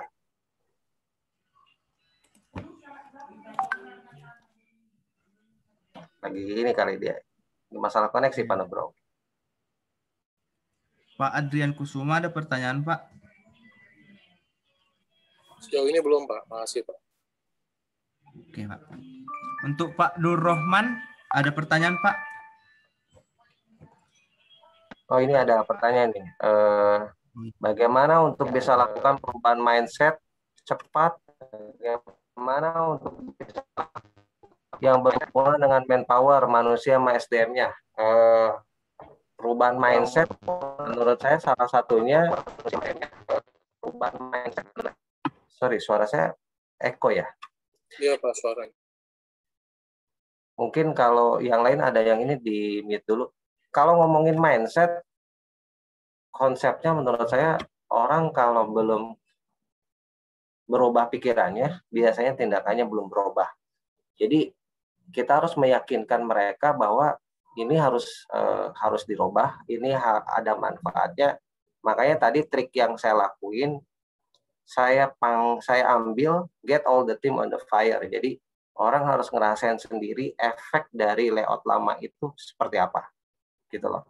Karena katanya ya orang baru ngerasain masalahnya ya kalau terlibat dengan masalahnya, gitu loh. Jadi salah satu trik untuk perubahan mindset menurut saya adalah ngebawa langsung. Kalau dia belum pernah merasakan masalah yang ada di lapangan, bawa ke lapangan, gitu. Terus kedua, kasih tahu negatif impact-nya, apalagi kalau ada dalam jumlah uang ya, keterlambatan ekspor, terus reward yang banyak, habis gitu trust dari buyer yang menurun. Menurut saya itu bakalan lebih efektif untuk merubah mindset dari orang-orang yang ada di departemen itu. Karena contoh, waktu saya hadapin masalah, contoh paling simpel lah yang tadi yang saya tunjukin, masalah kita coba meyakinkan permakan itu atau reward itu harus diselesaikan hari itu juga. Orang mikirnya gini, ya permakannya banyak Pak, kalau kayak gitu nanti kita ngejar targetnya lama gitu. Nah, ya saya kasih tahu nih hasilnya. Kalau kalian fokusnya hanya ngejar target tapi nggak fokus quality. Sampai beberapa kali diskusi sampai akhirnya mereka itu yakin bahwa oh iya, ternyata saya harus fokus quality dari awal. Dengan right first time, dengan 3 jangan, self-checking. Jadi perubahan mindset itu bisa dilakuin saat mereka ngerasa memang ini harus dirubah. Dan itu bisa ditampilkan dalam bentuk contoh negatif impact-nya mereka kalau mereka kayak gini gitu. Seperti itu mungkin. Gimana Pak Irmi-nya ada feedback Pak?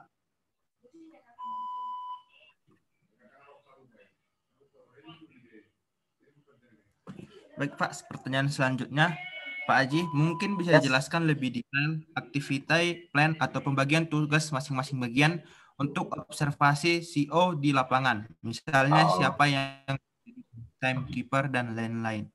Oke, jadi sebelum layout biasanya kita ada meeting dulu. Jadi nanti kalian pokoknya simpelnya kalian catat, nanti kita kasih tahu kapan selesainya gitu loh. Kalau misalkan contoh ada yang, Pak saya nggak bisa seharian, iya tapi harus ada gantiannya gitu loh. Ada yang contoh misalkan ada masalah kain yang harus segera diselesaikan, kayak tadi kepala gudang kain harus ada. Nah, kalau misalkan dia nggak bisa seharian, ya dia harus ada wakilnya atau siapa yang penting dari departemen yang sama. Jadi kita jelasin dulu sebelum Gemba. Gitu. Ini formatnya, timekeeper-nya biasanya dari kita, dari departemen Lean atau departemen Industrial Engineering.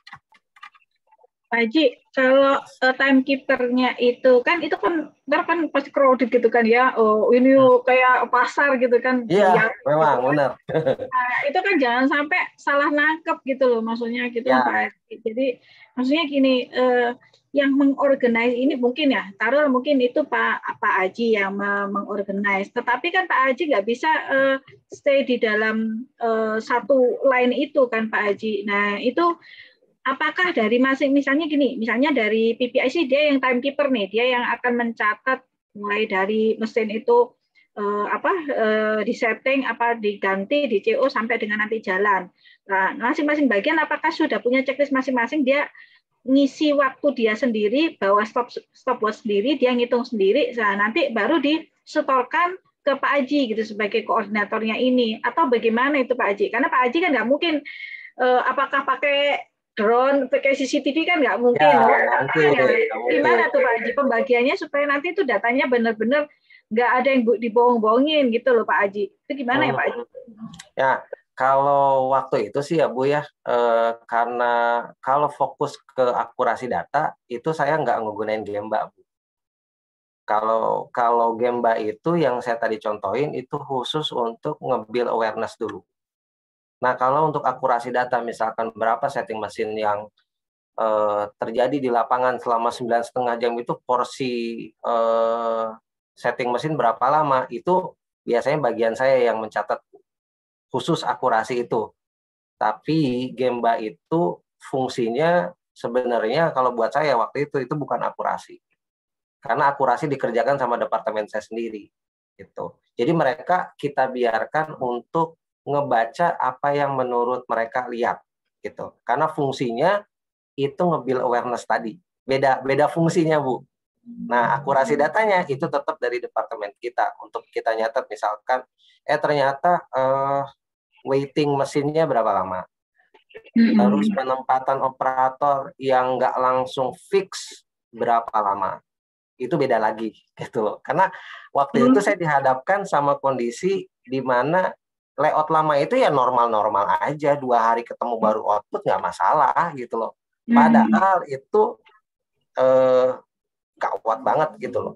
Nah mereka itu belum aware dengan kayak gitu karena mereka udah jadi bagian dari masalah. Gitu.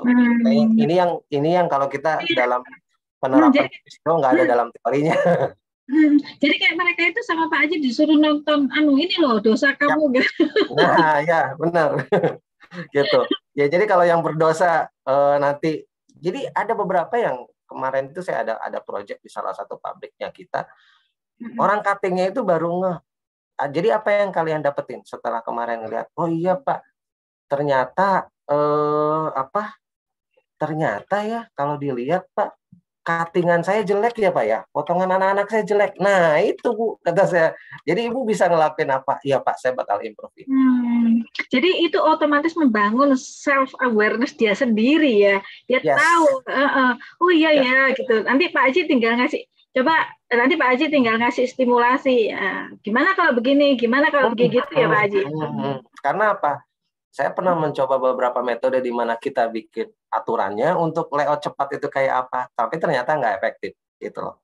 Jadi learning point-nya karena tidak ada konsensus atau agreement di situ. Sementara layout itu salah satu kegiatan improvement yang melibatkan banyak departemen, bukan hanya spesifik departemen produksi gitu loh. Jadi treat approach-nya pun agak unik kalau saya bilang kalau kita ngomong QCO. Tapi kan pasti sebelumnya Pak Haji kan udah observasi dulu beberapa hari ya Pak Haji ya. Ya. Beberapa kali CO itu misalkan biasanya gitu tuh berapa lama ya Pak Haji bisa tarik data untuk yang misalnya telat untuk preparation dalam hal apa, ini layoutnya nggak ada, ini itu Pak Haji biasanya tarik data berapa lama ya Pak? 3 bulan atau setahun? Justru saya lama banget waktu itu, jadi sampai dapat oke itu setahun Bu. Data itu saya kumpulin, iya. Tapi nanti bisa beda-beda ya Bu ya. Mungkin kasus saya setahun. Nah, itu di salah satu, saya kan udah empat perusahaan. Di perusahaan yang pertama itu nggak butuh waktu lama, 3 bulan data bisa saya ambil dan orang setuju untuk ngelakuin improvement. Nah di pabrik berikutnya ternyata tantangannya lebih berat, setahun manajemennya baru oke. Karena kan tergantung kompleksitasnya ya Pak ya. Kalau garmen kan kompleks. Dan tergantung maturity dari manajemennya Bu. Oh betul. Jadi betul itu. Kalau manajemennya nggak mature, ngelihat cuman hasil aja, tapi nggak mau ngelihat improvement yang mungkin kita bisa lakuin, masalah yang ada di lapangan seperti apa, menurut saya bakalan cukup lama kita menyakitkan tipe manajemen seperti ini. Betul. Sepakat.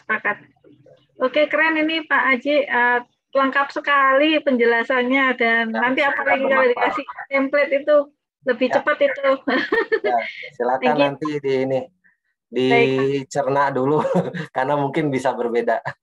Ya kan karena kalau untuk ngelis itu kan butuh jam terbang ya Pak. Kalau dengan ini kan kita kayak tadi udah ada bayangan lah caranya bagaimana, evaluasinya gimana.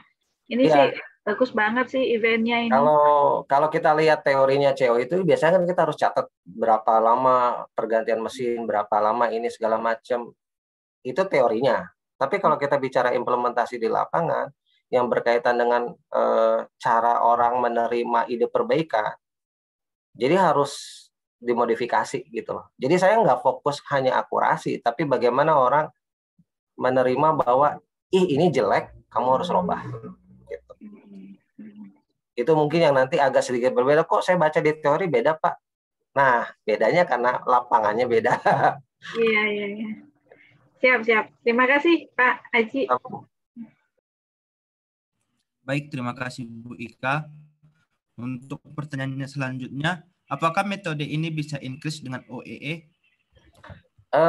Saya secara spesifik kalau di garment nggak pakai OEE, tapi kalau saya lihat sih seharusnya bisa ya, karena yang tadi pada saat kita mereduce waktu setting, otomatis di sana kita ngelihat mana yang efektif, mana yang nggak efektif gitu loh. Jadi kalau misalkan kita ngomong OEE, kalau di industri garment secara spesifik tidak menerapkan OEE, tapi menurut pendapat saya bisa mengurangi.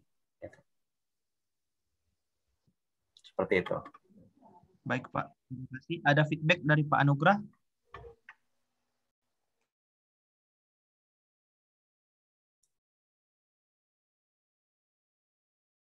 Baik, kita lanjut Pak. Pertanyaan dari Pak Miss Ruzi. Pak, saya tertarik masalah pit stop tadi yang dari 64 detik menjadi 3 detik. Tapi timnya kan banyak Pak. Kira-kira ada saran nggak untuk yang sedikit, terutama masa pandemi karena pengurangan karyawan? Oke, boleh sharing dulu Pak Miss Ruji, kalau tempat Bapak ini industrinya apa Pak?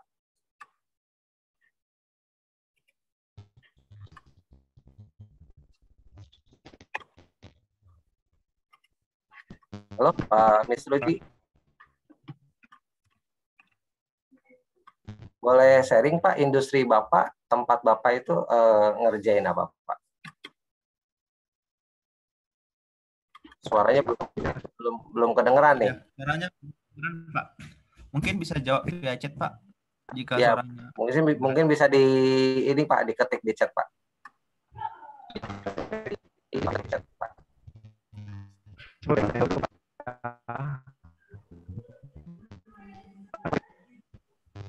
Maaf Pak, suaranya macet Pak. Koneksi kayaknya ya.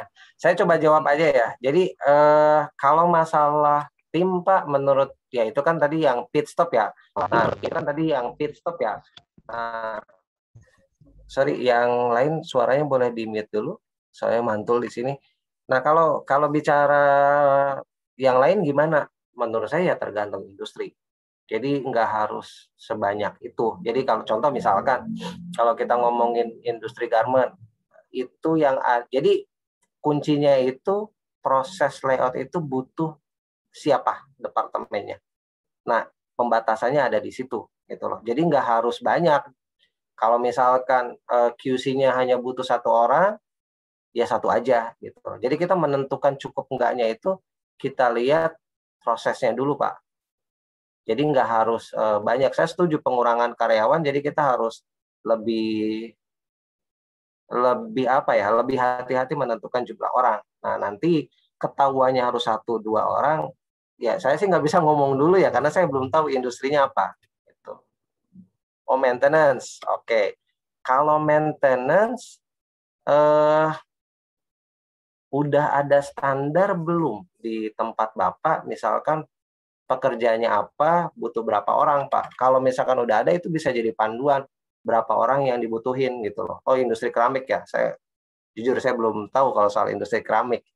Nah, industri keramik itu banyak makan orang atau pemakainya mesin, Pak?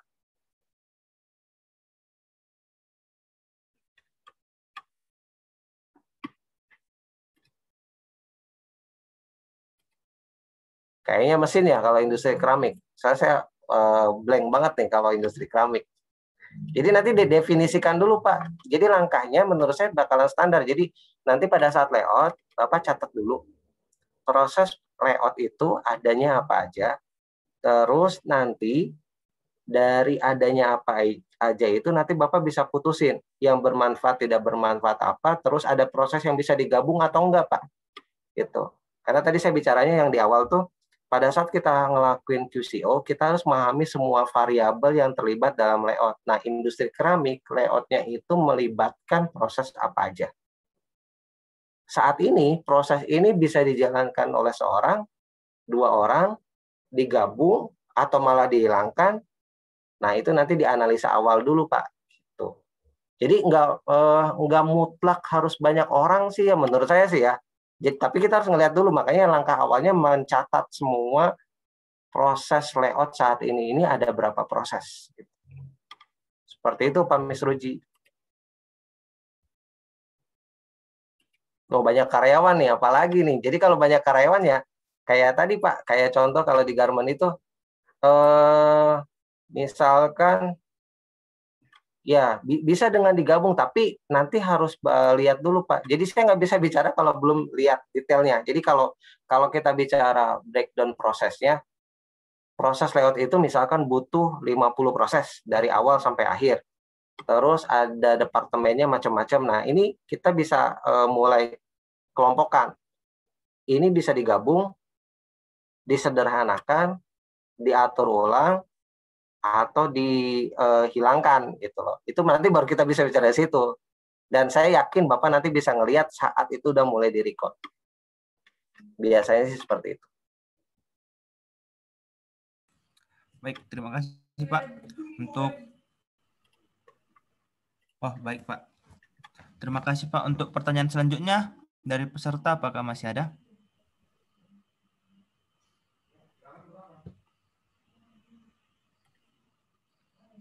Pak Mukti Wibowo, ada pertanyaan Pak?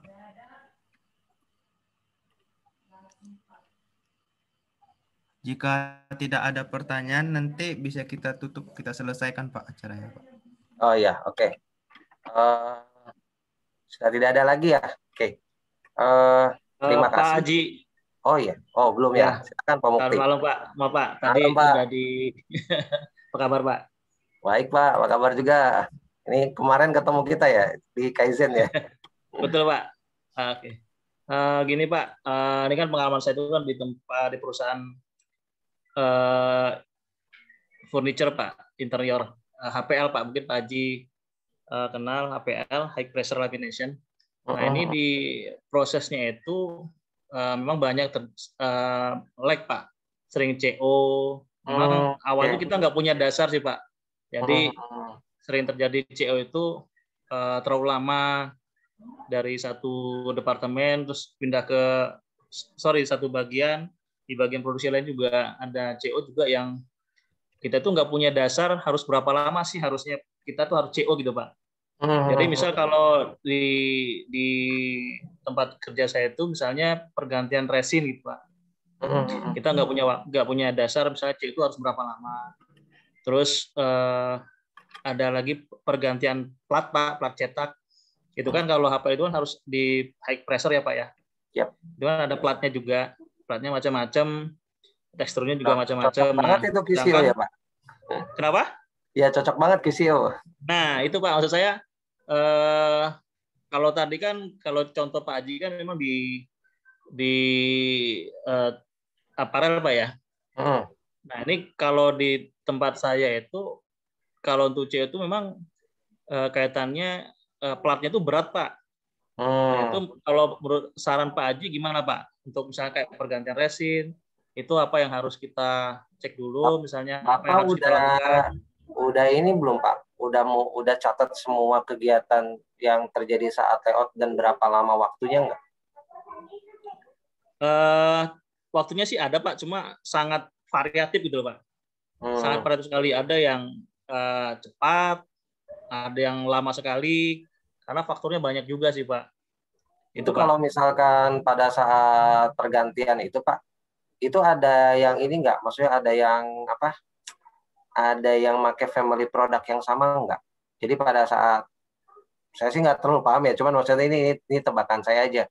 Jadi ini cocoknya kan kayak single minute exchange dice, bener-bener QCO yang versinya otomotif ya kalau dilihat, karena kan ada masalah apa? Ada masalah cetakan, dice segala macam gitu loh. Jadi nanti fokusnya mungkin kayak alat bantunya supaya yang tadi kan contoh ada yang berat, mungkin bisa bagaimana yang berat apa alat bantu yang berat itu kita untuk yang berat tadi ada alat bantunya supaya operatornya itu nggak terlalu banyak makan tenaga untuk ngelakuin itu gitu loh. Jadi kayaknya sih kalau ngelihat dari penjelasan Bapak banyaknya soal improvement pada saat proses settingnya nih sepertinya gitu. Sama nanti ya, semua apa ya semua materialnya itu sudah ready nggak di tempatnya pada saat dia ada pergantian setting gitu. Itu mungkin yang nanti bisa jadi improvementnya gitu. Makanya kalau kita ngelihat urutan proses quick changeover, itu pertama urutannya kan mencatat semua kegiatan yang ada saat layout dan waktu masing-masing kegiatan. Nah, kalau yang Bapak ini cocok untuk akurasinya harus jelas nih. Kalau Garmen kan akurasinya karena dia layoutnya sampai hampir 2 hari agak bingung ngelihat akurasinya dan support dari manajemen yang tergantung maturity pun malah lebih jadi tantangan dibandingin memperbaiki settingnya gitu. Nah, kalau kasus Bapak, sepertinya Bapak harus tahu di poin kegiatan mana yang paling lama, terus Bapak harus lihat availability material dari semua yang harus dibutuhin, ready enggak saat itu diperlukan. Terus kedua, mungkin stok materialnya ada atau enggak dan alat-alatnya ada atau enggak. Itu yang jadi poin Pak untuk untuk perbaikan QCO di tempat Bapak. Sama satu lagi, kegiatan yang harus dilakukan sebelum layout banyak nggak dilakukan saat layout, sehingga itu jadi lebih lama. Yang disebut internal activity tadi. Karena kan improvement idea-nya QCO itu dimulai dari merubah dari internal ke eksternal, gitu Pak. Gimana Pak? Kita itu ada CO itu bisa sampai selisih 1 shift Pak. Jadi 1 shift berarti 8 jam. Betul Pak. Jadi nggak ada outputnya. Ya, itu tadi mirip, seperti yang gambaran. Udah mirip kayak Garmen ya. Ya gambaran Pak Haji tadi kan sampai 1 shift. Berapa mesin Pak? Operatornya menunggu. Berapa mesin itu Pak? Mesin pressnya ada 3 Pak. Nah, itu ada satu mesin yang memang difokuskan untuk pergantian tipe-tipe produk yang berbeda. Nah, jadi memang platnya itu berat sekali. Terus untuk ngangkat itu harus butuh banyak orang. Nah, itu yang memang butuh waktu yang sangat lama. Pak, kalau menurut Pak Haji gini Pak, kita juga kan ada target misal KPI untuk yang defect Pak ya, defect terus output. Nah, sebaiknya itu kalau untuk CO itu kita lihatnya apakah dari misalnya ini defectnya tinggi, kenapa? Apakah nanti ada hubungan sama CO juga gitu Pak? Jadi punya dasarnya kita sebaiknya harus perhatikan QCO-nya gitu. Benar. Kalau dulu saya pikir pada saat saya mengenal awal konsep quick changeover, saya hanya butuh 2 data awalnya saya pikir. Changeover process time, mengukur dari pergantian mesin awal sampai akhir, sama first output time, ketemunya ketemunya output style lama sama ketemunya output style baru. Saya pikir hanya 2. Tapi setelah kita makin dalam, ternyata kita perlu data-data penunjang juga gitu loh. Kayak tadi reward gitu loh. Terus RAM up, lead time-nya berapa hari, itu pun jadi data penunjang karena nanti QCO itu sendiri nanti dengan data-data itu lebih menjelaskan kenapa QCO kita lama. Gitu. Jadi nggak hanya cukup hanya 2, changeover process time sama changeover time-nya. Dan nanti bisa ngebantu Bapak untuk lebih menjelaskan ke manajemen atau lebih menjelaskan ke orang-orang yang ada di departemen itu. Kita harus kayak gini loh, karena kayak gini, akibat kalian kayak gini, impact-nya ini. Makanya itu yang saya bilang, itu yang nggak saya dapat di teori. Jadi kita harus modifikasi implementasi QCO sesuai dengan lapangan yang kita hadapi. Oke Pak, betul sekali sih Pak. Memang kebanyakan yang saya dapat itu kita seperti yang Pak Haji bilang, ya istilahnya Gemba Pak ya, langsung lihat di tempatnya, harus kita hitung semua. Memang itu yang dapat diperoleh. Karena kan seringnya kita suka bentrok dengan PPIC Pak, misalnya PPIC menentukan sekian harus sudah selesai change over, kenyataannya karena tidak ada Gemba, jadi secara teori saja. Kamu harus selesai misalnya CO-nya sekian menit, ternyata kenyataannya 1 shift baru bisa CO. Iya, itu itu kalau delivery-nya lagi tight, kewalahan itu. Ya, betul Pak. Kewalahan banget. Oke, itu aja sih Pak Haji. Bantu sekali Pak penjelasannya Pak. Ya. Tadi Pak minta tolong Pak itu untuk checklist QCO-nya di-share ya Pak. Ya, oke. Nanti Dan saya itu ke Mas saya Febri. selalu ikut postnya Pak Haji di LinkedIn. Bagus banget. Ya itu sedikit bagi-bagi pengalaman. Oke, makasih banyak Pak Haji. Ya, sama-sama Pak. Baik Pak, apa ada pertanyaan selanjutnya?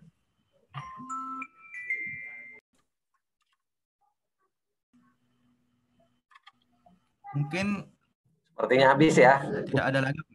Iya, oke. Apa ada terakhir dari Pak Haji? Oke, kalau tidak ada, terima kasih kepada teman-teman yang sudah menyempatkan waktunya untuk kita diskusi, sharing tentang quick changeover. Ya, kata penutup, semua improvement itu menurut saya kita harus mulai dari why-nya dulu, dan semua orang harus dibawa dalam satu pemahaman yang sama kenapa ini penting. Jadi bukan hanya kerennya improvement ini seperti apa, tapi ya semua orang harus paham kenapanya kita harus ngelakuin ini. Itu bisa ditunjang dengan langsung Gemba, bisa dengan data, foto, video, dan segala macam, tapi intinya cuma satu. Bagaimana meyakinkan semua orang bahwa perbaikan ini perlu dan penting. Itu mungkin yang bisa saya sampaikan. Terima kasih atas atensinya, sharingnya. Semoga bermanfaat. Assalamualaikum warahmatullahi wabarakatuh. Selamat malam semuanya. Baik. Ya, baik. Saya malam, Pak. Mengucapkan terima kasih untuk Pak Haji atas sharing ilmunya, dan terima kasih untuk peserta yang telah join malam hari ini. Untuk sertifikat dan file yang akan dibagikan Pak Haji nanti akan saya share via grup. Terima kasih dan sampai jumpa. Selamat malam Pak. Selamat malam semuanya. Terima kasih Pak Haji, makasih Mas Sama-sama. Pak. Assalamualaikum, selamat malam. Assalamualaikum warahmatullahi wabarakatuh. Malam. Selamat malam. Terima kasih, selamat malam. Terima kasih juga Purnimi. Selamat malam Pak.